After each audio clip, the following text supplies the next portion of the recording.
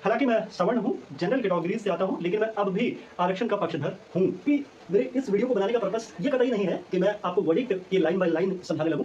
मेरे वीडियो बनाने का पर्पस केवल इतना है कि जो कॉम्पिटेटिव एग्जाम की तैयारी कर रहे हैं जो बच्चे, उन तक मेरी बात पहुंच जाए कि आखिर माननीय उच्चतम न्यायालय का ये फैसला क्या है और मोटा मोटा इसका क्या अर्थ समझा जा सकता है। सवाल यहाँ ये उठा कि अगर कोई रिजर्व कैटेगरीज का बच्चा आरक्षण के किसी प्रकार का लाभ ले ले और फिर एग्जाम में उसके जनरल के कट ऑफ से ज्यादा मार्क्स आए, तो क्या वो बच्चा जनरल सीट क्लेम कर सकता है। लेकिन आज का जो फैसला था वो ठीक इसके विपरीत था, ठीक उसके उल्टे था।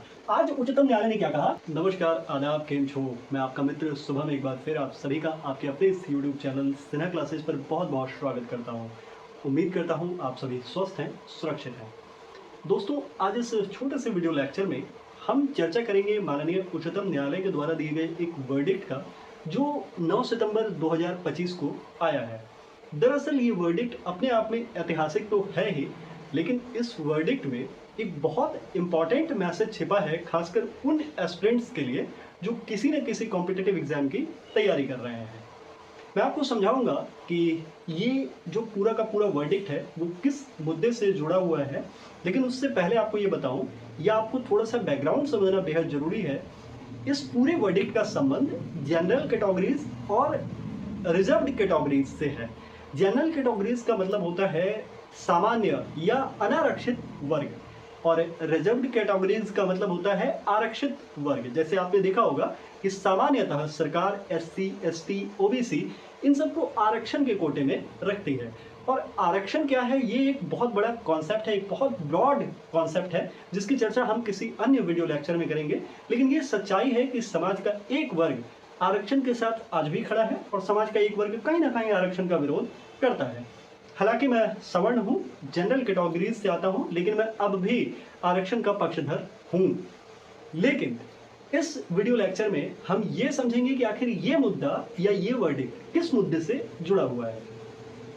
दरअसल इस पूरे के पूरे वर्डिक्ट का संबंध, जो जिस केस की चर्चा आज हम करेंगे, उसका संबंध है कि क्या कोई रिजर्व्ड कैटेगरीज का बच्चा जनरल सीट्स पर क्लेम कर सकता है, और इससे भी ज्यादा ये है कि क्या कोई ऐसा बच्चा जो रिजर्व्ड कैटेगरीज से आता हो, वो आरक्षण का लाभ लेने के बाद क्या जनरल सीट्स पर क्लेम कर सकता है। और इस पूरे वर्डिक्ट ने इस पूरे मुद्दे को एक नया मोड़ दे दिया है। हम लोग ये सारी बातें समझेंगे, लेकिन सबसे पहले ये समझिए कि आखिर रिजर्व्ड कैटेगरीज या रिजर्वेशन क्या है। आपका ये जानना बेहद जरूरी है। दोस्तों, रिजर्वेशन यानी आरक्षण, अगर मोटा मोटा कहूं तो रिजर्वेशन का मतलब आरक्षण। और आरक्षण दरअसल एक सामाजिक न्याय की नीति है, सोशल जस्टिस की नीति है, जिसके तहत की ऐतिहासिक रूप से पिछड़े वर्ग के लोगों को समाज की मुख्य धारा से जोड़ने के लिए उनकी शिक्षा में, उनके रोजगार में या उनके राजनीतिक प्रतिनिधित्व में कुछ रियायत दी जाती है या उन्हें कुछ विशेष अवसर दिया जाता है। आमतौर पर देना भी चाहिए। और वहीं अगर हम लोग जनरल को देखें तो जनरल का मतलब वो होता है जो ऐसा वर्ग, समाज का ऐसा वर्ग जिसको आरक्षण प्राप्त ना हुआ हो, यानी अनारक्षित वर्ग। आमतौर पर इन्हें अनारक्षित या सवर्ण बोल दिया जाता है। ये जो केस है, ये केस है आरपीएफ वर्सेस प्रेमचंद कुमार का। इस केस का एक और पार्ट है जिसको हम लोग सीआईएसएफ केस बोल देंगे, क्योंकि मेरे इस वीडियो को बनाने का पर्पस ये कतई नहीं है कि मैं आपको वर्डिक्ट के लाइन बाय लाइन समझाने लगूं। मेरे वीडियो बनाने का पर्पस केवल इतना है कि जो कॉम्पिटिटिव एग्जाम की तैयारी कर रहे हैं जो बच्चे, उन तक मेरी बात पहुंच जाए कि आखिर माननीय उच्चतम न्यायालय का ये फैसला क्या है और मोटा मोटा इसका क्या अर्थ समझा जा सकता है।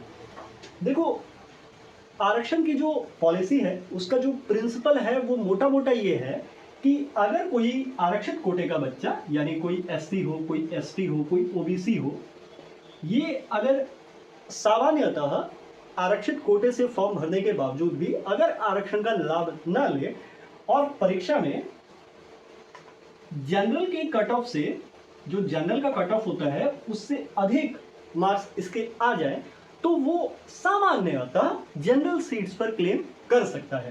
देखो, मोटा मोटा रिजर्वेशन की जो पॉलिसी है उसका जो प्रिंसिपल है मोटा मोटा यही है।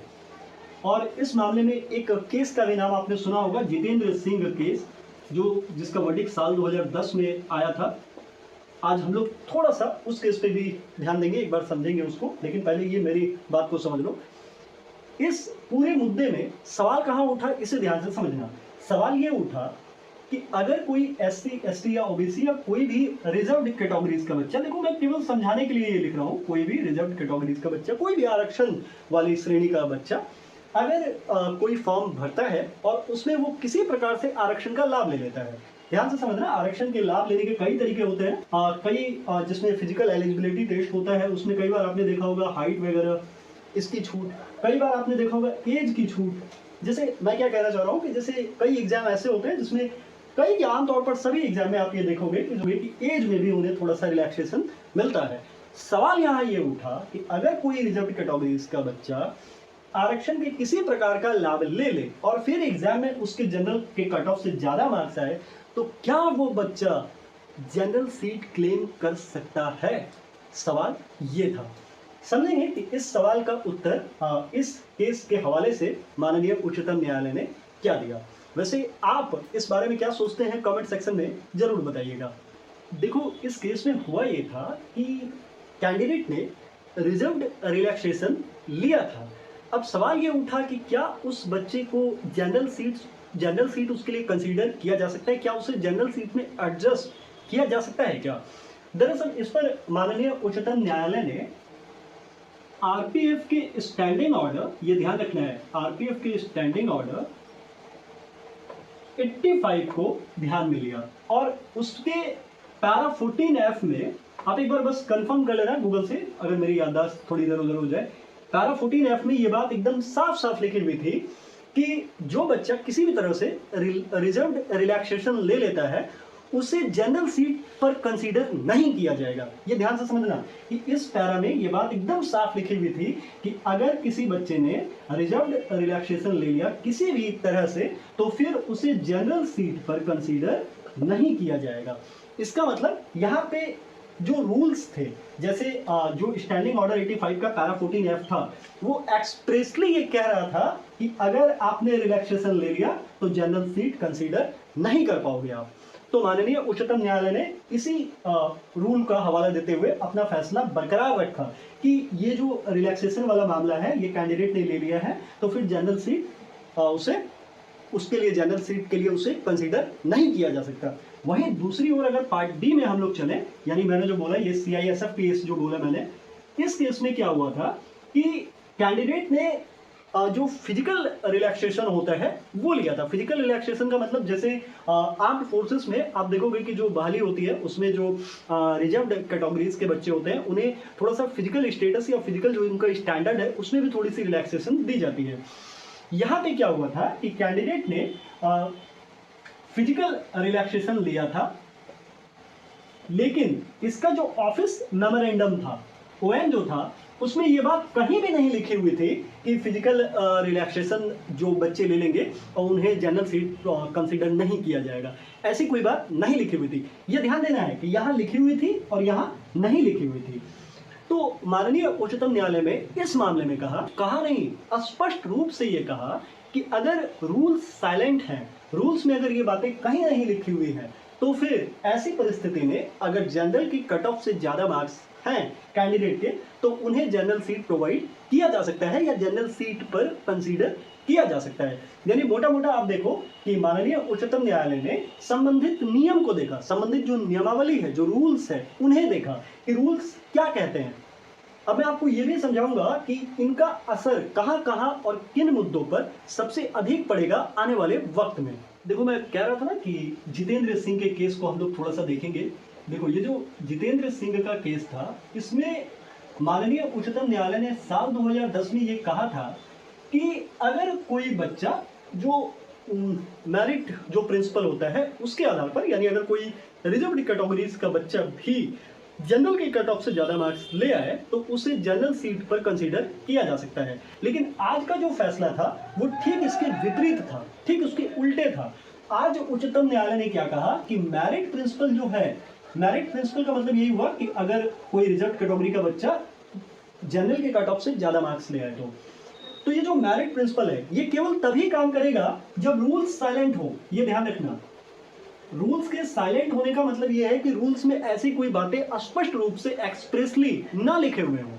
अगर ऐसी कोई बातें लिखी हुई है कि भाई अगर आपने रिलैक्सेशन ले लिया, जैसे मान लेते हैं कि किसी आयोग की वैकेंसी आती है और उसमें ये बात लिखी हुई है कि आपने अगर रिलैक्सेशन ले लिया तो भले ही आप रिजर्व्ड कैंडिडेट हो, लेकिन जो आपके मार्क्स अगर जनरल की कट ऑफ से भी ज्यादा आ जाते हैं तो फिर आपको उस पर कंसीडर नहीं किया जाएगा। अगर ये बातें लिखी हुई हैं तो फिर ये बातें होंगी, तब फिर मेरिट प्रिंसिपल काम नहीं करेगा। लेकिन अगर रूल्स साइलेंट है तो फिर मेरिट प्रिंसिपल काम कर सकता है।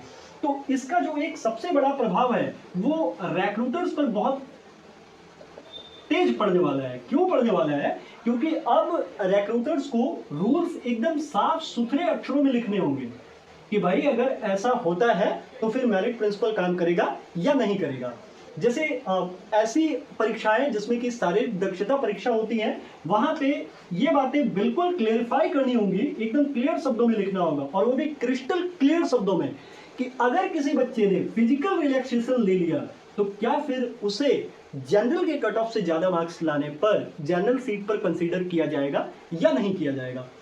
एक जो इस पूरे मुद्दे का असर होगा वो होगा ये जो जनरल कैटेगरीज बनाम रिजर्वेशन कैटेगरीज या रिजर्व्ड कैटेगरीज का एक जो मामला चल रहा था कि ये काफी इम्बैलेंस जैसा है। कई लोग कहते थे कि डबल डिसएडवांटेज हो जा रहा है जनरल कैंडिडेट को ये मेरिट प्रिंसिपल के आधार पर, तो इससे ये वाला मामला रुकेगा। ये जो जनरल और रिजर्वेशन की एक अजीब सी प्रतिस्पर्धा थी नियुक्ति को लेकर, वो कहीं ना कहीं अब बैलेंस हो गई है, संतुलित हो गई है माननीय उच्चतम न्यायालय के इस फैसले के बाद। यानी माननीय उच्चतम न्यायालय के अगर इस वर्डिक्ट को हम लोग देखें तो ये कहीं ना कहीं संजीव रॉय के केस से मिलता जुलता है। उस केस में जैसा वर्डिक्ट आया था आज भी लगभग वैसा ही वर्डिक्ट है। बस ये ध्यान रखना है कि अब रूल्स सुप्रीमेसी का सिद्धांत काम करेगा। रूल्स सुप्रीमेसी मतलब जो रिक्रूटर्स ने या रिक्रूटमेंट वाली जो बोर्ड है उसने जो रूल्स बनाए हैं वही काम करेगा। मोटा मोटा आप ये समझ सकते हो कि उच्चतम न्यायालय ने ये साफ कर दिया है कि अगर कोई भी रिजर्व्ड कैटेगरीज का बच्चा किसी भी तरह से रिजर्वेशन का लाभ लेता है, रिलैक्सेशन लेता है, तो फिर अगर रूल्स साइलेंट नहीं है तो उन्हें जनरल कैटेगरीज या जनरल की जो सीट्स है उस पर कंसीडर नहीं किया जा सकता। यानी अगर हम लोग ये देखें तो ये लड़ाई केवल आरक्षण और अनारक्षण के लिए नहीं है, प्रतिस्पर्धा को और अधिक बैलेंस कर दिया गया है, संतुलित कर दिया गया है कि अगर कोई रिजर्वेशन कैटेगरी का बच्चा किसी भी तरह से रिजर्वेशन का लाभ लेता है तो फिर उसके लिए जनरल सीट कंसीडर नहीं किया जाएगा। रिजर्व्ड कैटेगरीज के बच्चे को ये एक संदेश मिला होगा इस पूरे वर्डिक्ट से कि अगर वो किसी भी वैकेंसीज में जैसे वो कोई भी फॉर्म फिलअप कर रहा है किसी भी कॉम्पिटिटिव एग्जाम के लिए, तो बेहद जरूरी है कि वो रूल्स को स्पष्ट रूप से पढ़ ले, क्योंकि उसको ये ध्यान रखना पड़ेगा अब कि अगर उसने रिजर्वेशन के किसी भी रूप का लाभ ले लिया, जैसे एज का लाभ ले लिया, तो ऐसी परिस्थिति में उसके लिए जनरल सीट जो है वो कंसीडर नहीं किया जा सकता, भले ही उसके मार्क्स जनरल के कट ऑफ से अधिक हो। तो बेहद जरूरी है कि जो भी आयोग है जो विभिन्न प्रतियोगी परीक्षाओं की वैकेंसीज को निकालता है, बेहद जरूरी है कि वो अपने रूल्स जो भी उनकी शर्तें हैं उन्हें बिल्कुल स्पष्ट और साफ शब्दों में लिखे, ताकि हर एक कैंडिडेट, फिर चाहे वो जनरल कैंडिडेट हो फिर चाहे वो रिजर्व्ड कैटेगरीज का बच्चा हो, उसे पूरी तरह समझ पाए और फिर अपना फॉर्म फिलअप करे। क्योंकि ये ध्यान रखना है कि जब भी कोई बच्चा कोई कॉम्पिटिटिव एग्जाम की तैयारी कर रहा होता है और एग्जाम में अपीयर होता है तो कहीं ना कहीं वो भारत के भविष्य का सवाल वहां बनता है। सिन्हा क्लासेस के एक अन्य वीडियो लेक्चर में आपसे फिर मुलाकात होगी। स्वस्थ रहें, सुरक्षित रहें। सी यू सून। जय हिंद।